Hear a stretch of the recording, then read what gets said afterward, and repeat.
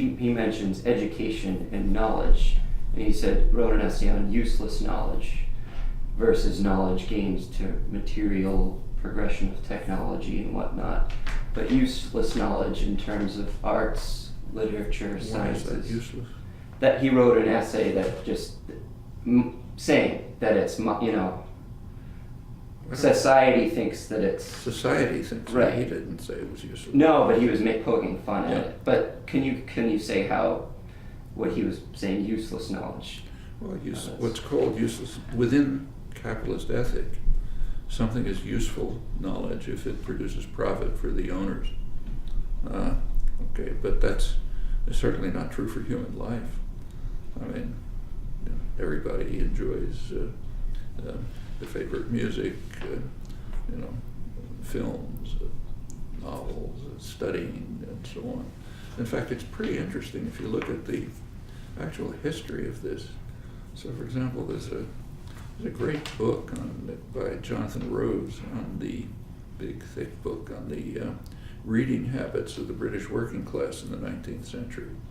Did very extensive scholarly work. Well, it turned out that working people were deeply engaged in contemporary culture, high culture. The same was true in the United States. The early days of the Industrial Revolution, right around here, working people had many complaints about the industrial system into which they were being driven. And one of them is it was taking away their high culture. Actually, I'm old enough to remember it. This lasted right through the 1930s. My own family and many others were mostly unemployed working class, but they lived in a rich, high culture, even ones who never went to school, didn't get past fourth grade, but were debating the difference between Freud and Steckel and going to the free Shakespeare plays in Central Park, talking about the latest concert by the Budapest String Quartet. That was just part of life.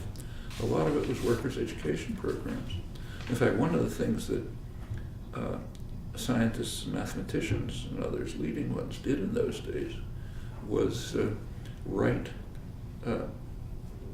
what's nowadays called popular science, but pretty serious books for the mass of the population. Things like Lancelot Hogben's Mathematics for the Millions, or J.D. Brunel and others. They were writing as part of the cultural life, to contribute to the cultural life of the general population. And there's a real yearning for that, an audience for it. Now a lot of that's been driven out of people's heads, but I don't think it's been driven down very far with the right conditions and circumstances. I think it could quickly revive. I should say a lot of this was coming from the Communist Party. We're not allowed to say that these days, but the same was true of the Civil Rights Movement and labor organizing and so on. I guess she said that was time. Yeah, she said, that was time. Yeah. Okay. Okay. Thanks to you. Good. Yeah. Okay, more of a, okay.